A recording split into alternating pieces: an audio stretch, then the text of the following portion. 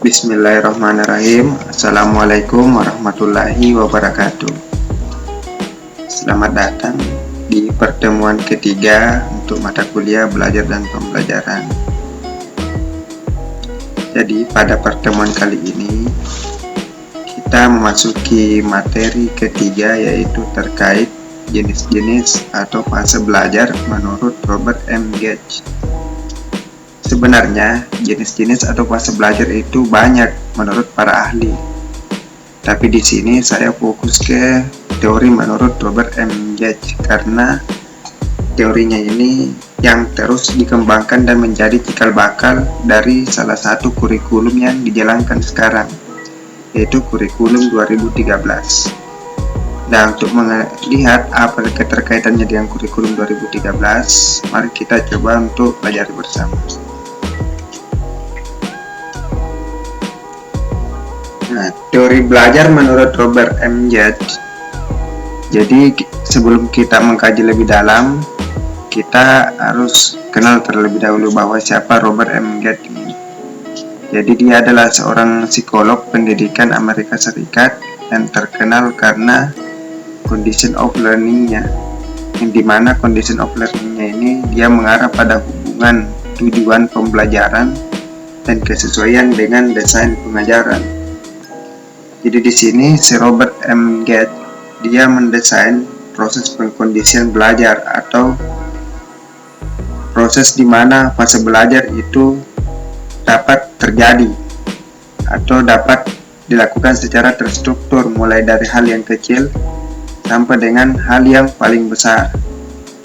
Nah, untuk melihat tingkatan belajar itu, kita akan coba untuk mengkaji dari hal yang paling bawah, tingkatan belajar yang paling bawah, sampai dengan tingkatan belajar yang paling tinggi menurut Robert. Dan tingkatan belajar yang paling tinggi inilah kelak yang akan dijadikan, bahkan dijadikan sekarang sebagai sebuah acuan untuk mengembangkan sebuah model pembelajaran, khususnya di kurikulum 2013.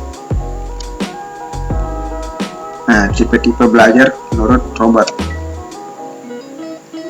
Jadi si Robert ini dia mengklasifikasikan 8 tipe belajar atau tahapan pembelajaran. Jadi yang pertama adalah belajar isyarat, yang kedua adalah belajar stimulus respon, kemudian yang ketiga adalah belajar rangkaian gerak, kemudian yang keempat adalah belajar rangkaian verbal, kemudian yang kelima adalah belajar membedakan, kemudian yang keenam adalah belajar pembentukan konsep, yang ketujuh adalah belajar pembentukan aturan, dan yang kedelapan atau yang terakhir adalah belajar pemecahan masalah. Jadi sebentar kita akan coba untuk membahas satu persatu terkait tipe-tipe belajar menurut Robert. Yang pertama adalah belajar isyarat.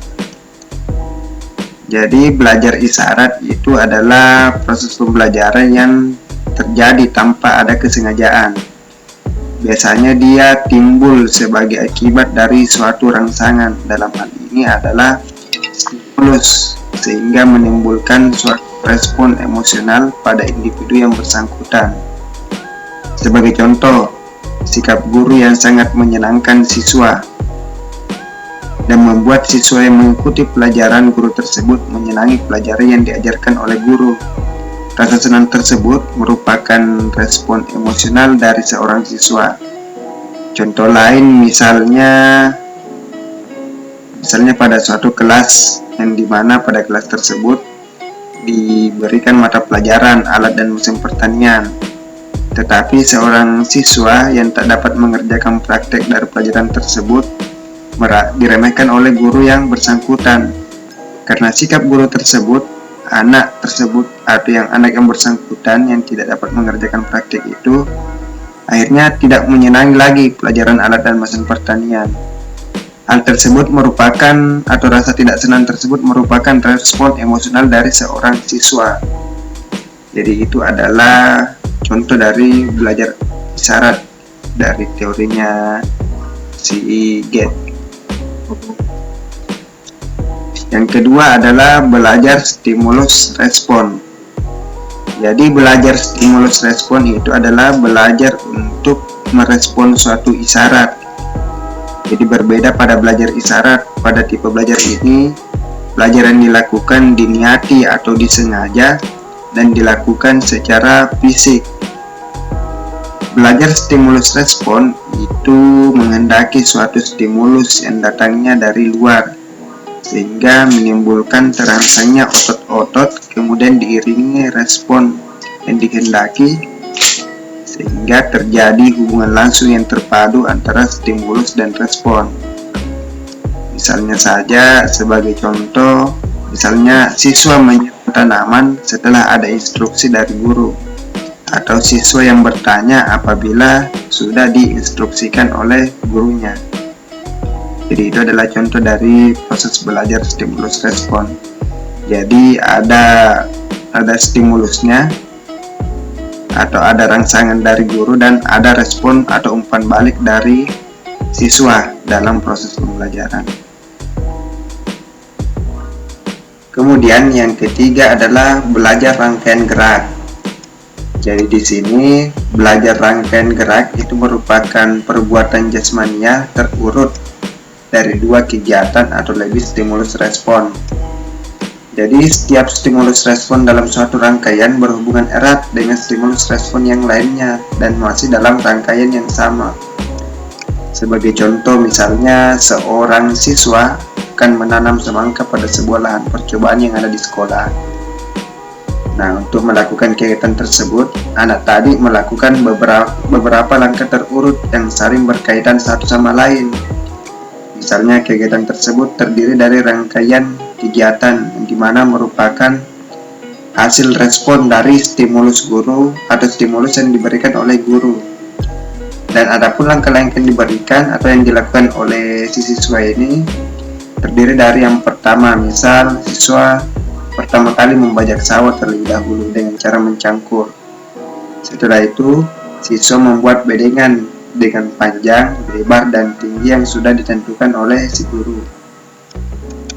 Kemudian setelah itu siswa membuat lubang tanam sepanjang bedengan dengan jarak antar lubang tanam itu disesuaikan dengan karakteristik syarat tumbuh dari tanaman semangka. Setelah itu siswa memasukkan bibit, maksud saya di sini adalah benih semangka yang sudah disiapkan sebanyak 2-3 benih pada lubang tanam. Nah, dan yang selanjutnya adalah siswa menutup lubang tanam, dan yang terakhir adalah menyiram bedengan tersebut dengan air agar tanahnya bisa menjadi lebih gembur. Nah, langkah-langkah yang dilakukan oleh siswa tersebut merupakan hasil daripada stimulus atau hasil daripada sebuah pemberian rangsangan. Dalam hal ini rangsangan dimaksud adalah pemberian sebuah pengetahuan awal terkait sebuah materi. Dalam hal ini adalah materi proses budidaya tanaman semangka.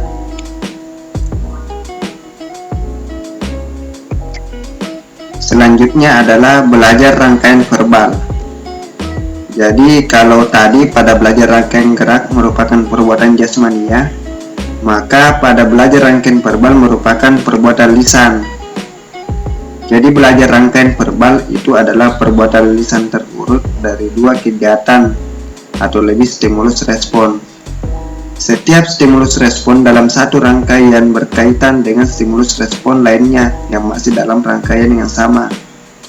Contoh, ketika kita mengamati suatu benda, terjadilah hubungan stimulus respon yang kedua, yang memungkinkan anak, dalam hal ini siswa, menamai benda yang dia amati tersebut.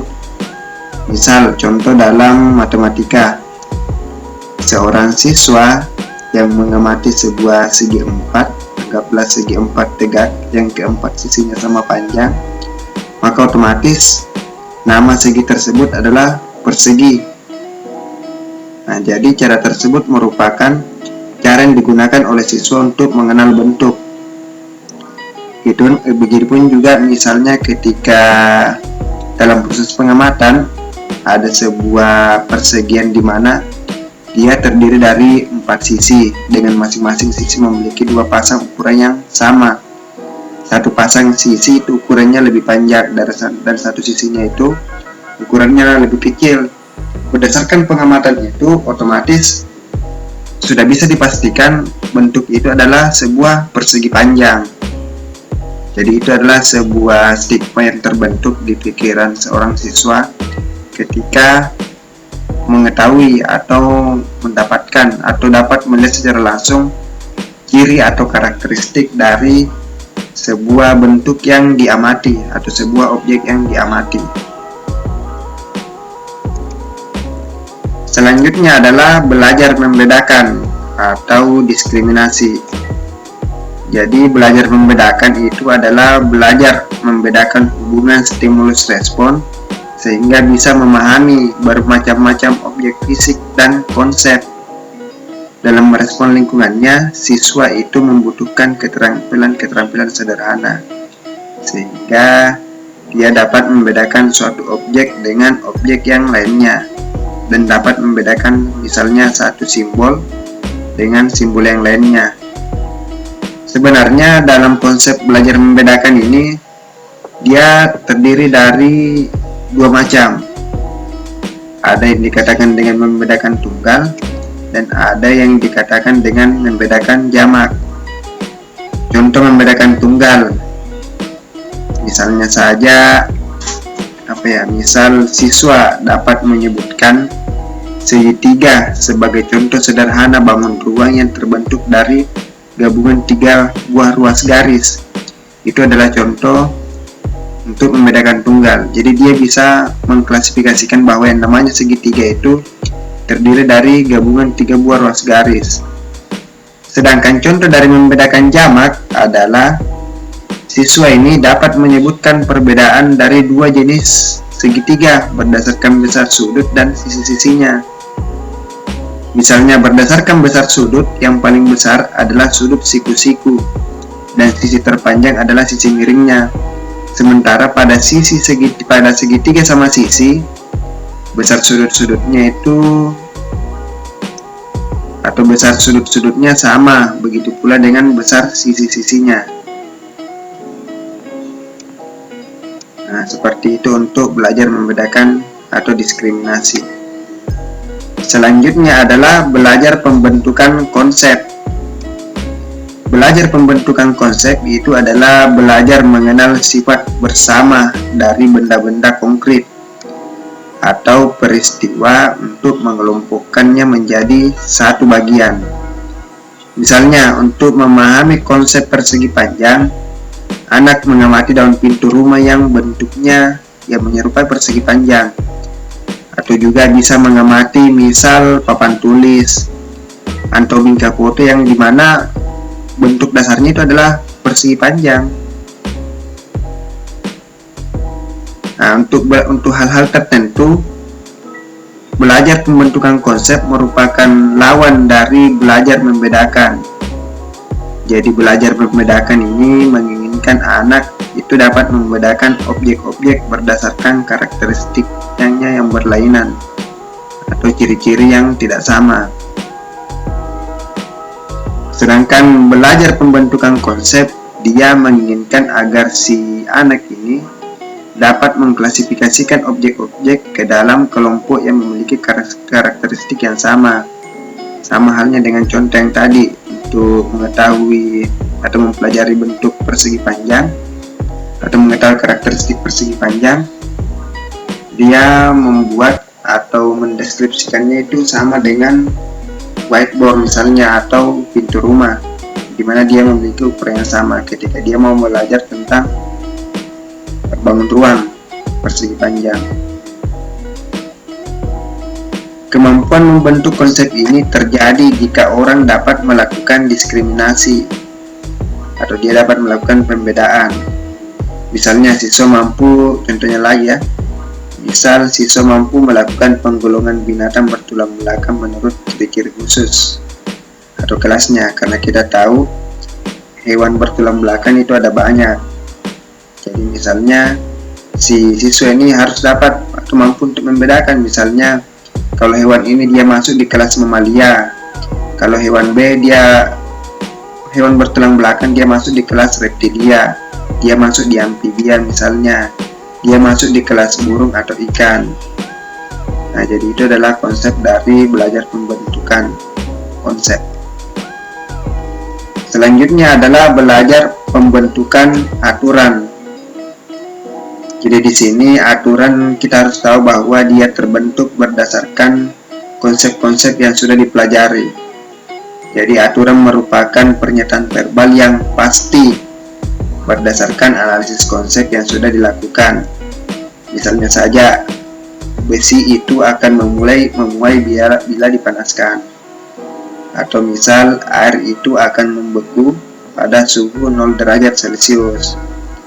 Kemudian misal, air akan menjadi cepat menguap apabila dipanaskan. Kemudian contoh lagi misalnya, besar sudut dalam segitiga sama sisi sama dengan 180 derajat. Nah, itu. Jadi setiap dalil atau rumus itu memiliki masing-masing landasan ilmiah yang sudah dikaji kebenarannya. Sehingga landasan ilmiah itulah yang dijadikan sebuah bentuk dalil atau aturan yang disepakati bersama. Jadi dimanapun aturan itu akan tetap sama. Selanjutnya adalah belajar memecahkan masalah. Nah, di sini masalah kita harus tahu bahwa masalah itu adalah kesenjangan antara harapan dan kenyataan. Jadi belajar memecahkan masalah itu adalah tipe belajar yang kita bisa kategorikan paling tinggi derajatnya dibandingkan tipe belajar yang lain. Pada tipe belajar memecahkan masalah itu, aturan harus kita pahami terlebih dahulu, atau paling tidak masalah itu harus kita pahami terlebih dahulu, kemudian memahami aturan yang ada untuk menyelesaikan atau mengaitkan dengan masalah yang dipahami atau yang diselesaikan.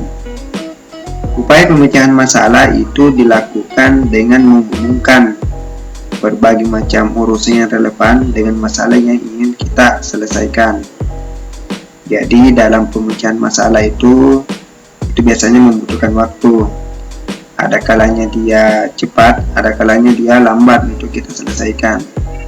Juga seringkali harus dilalui atau melalui berbagai macam langkah dan cara-cara khusus. Jadi tidak semua masalah itu bisa kita selesaikan dengan cepat dan menggunakan cara atau metode yang mudah. Kadang-kala kita harus memutar otak agar masalah ini dapat terselesaikan dengan dampak atau resiko yang minim setelah kita menyelesaikan masalah tersebut.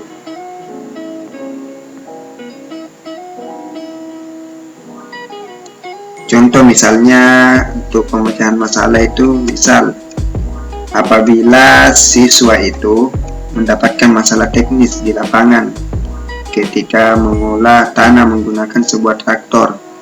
Jadi traktor yang mereka gunakan itu cenderung ingin berbelok ke kiri saat dioperasikan. Padahal handle beloknya itu tidak ditekan sama sekali. Hal tersebut merupakan masalah yang harus diselesaikan agar proses pembajakan tanah dengan traktor itu dapat dilakukan dengan efektif. Untuk menyelesaikan masalah tersebut, otomatis siswa harus tahu berbagai macam konsep dan aturan yang digunakan untuk memperbaiki atau menganalisis kerusakan daripada traktor yang digunakan. Jadi hal yang harus diketahui siswa adalah siswa itu wajib paham tentang teori dan aturan baku dalam sistem gearbox maupun mesin, sehingga mampu menganalisis bagian traktor yang mengalami kendala. Setelah menganalisis masalah teknis di bagian gearbox atau memahami konsepnya terlebih dahulu, barulah siswa ini dapat terjun ke lapangan, dalam hal ini untuk membongkar atau melakukan reparasi pada bagian traktor yang bermasalah. Jadi itu adalah contoh daripada bentuk pemecahan masalah. Nah, di sini ketika saya mengaitkan dengan kurikulum 2013, konsep terakhir atau jenis belajar terakhir yang disebutkan tadi atau yang dicetuskan oleh si Gagne ini, dia mencetuskan bahwa konsep belajar atau tahapan belajar yang paling terakhir atau yang paling tinggi adalah proses belajar untuk memecahkan masalah. Nah, dari konsep si Gagne ini untuk pemecahan masalah, inilah sebenarnya yang dijadikan sebagai landasan utama dalam pembentukan berbagai macam model-model pembelajaran di kurikulum 2013. Jadi kita harus tahu bahwa sebenarnya di kurikulum yang kita terapkan sekarang itu, khususnya di SMK, itu adalah kurikulum 2013. Jadi kurikulum 2013 itu adalah hasil pengembangan dari berbagai macam kurikulum yang ada sebelumnya, misalnya dari KBK pergi ke KTSP, dari KTSP pergi ke kurikulum 2013. Dan kita tahu bahwa dalam model pembelajaran yang diterapkan di kurikulum 2013 itu ada 4. Jadi ini adalah 4 model yang diterapkan, dan rata-rata dari model yang diterapkan ini, salah satu tahapan yang ada dalam model pembelajaran ini adalah adanya tahap identifikasi masalah. Adanya tahap identifikasi masalah yang dimana masalah ini itu kita harus selesaikan. Masalah ini harus kita selesaikan itu secara berkelompok. Jadi yang maksud dalam kelompok di sini adalah kelompok siswa. Makanya di sini kenapa saya mengambil atau mengangkat teori belajar dari Gagne, karena teori belajar dari Gagne ini adalah merupakan salah satu hal yang dijadikan landasan untuk membentuk model pembelajaran dari kurikulum 2013.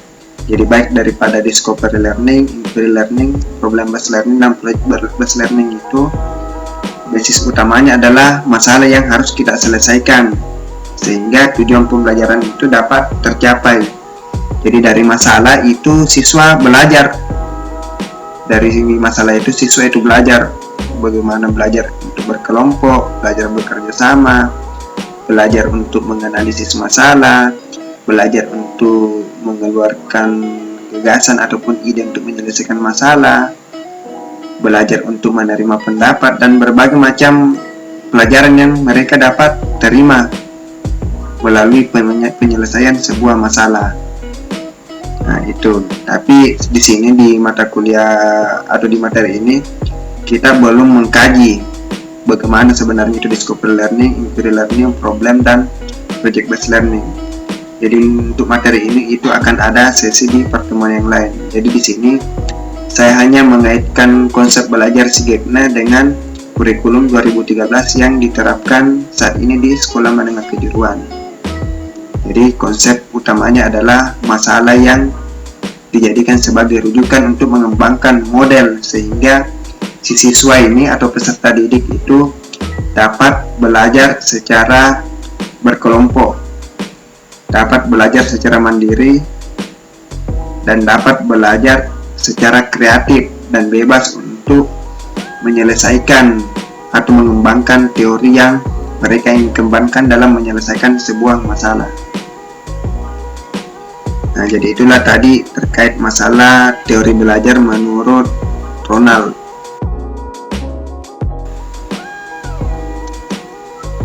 Nah, itulah tadi materi terkait konsep atau jenis-jenis belajar menurut Gagne. Jadi saya harap ini adalah materi yang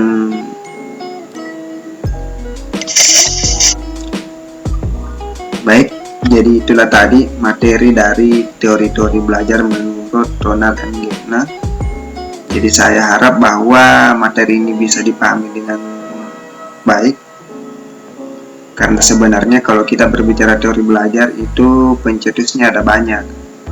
Ada dari Bloom, mungkin Bloom itu nanti akan kita bahas teorinya secara panjang, karena teori si Bloom juga ini itu sampai sekarang konsepnya itu banyak kita gunakan ketika menyusun perangkat pembelajaran, tapi itu akan kita bahas pada sesi yang lain. Jadi di sini saya cuma membahas teori belajar dari para ahli yang memiliki keterkaitan dengan pengembangan atau sistem pendidikan yang kita jalani di saat ini. Jadi untuk pertemuan ini cukup dari saya. Semoga kita bisa mengambil manfaat dari apa yang saya jelaskan, khususnya untuk saya sendiri. Baik, untuk hari ini mungkin cukup sekian dari saya. Jadi pesan saya tetap jaga semangat dan motivasi belajarnya, walaupun di tengah-tengah keterbatasan dan di tengah-tengah aturan yang mengharuskan kita untuk belajar secara online. Untuk pertemuan kali ini saya tutup dengan ucapan Alhamdulillahirabbil alamin. Assalamualaikum warahmatullahi wabarakatuh.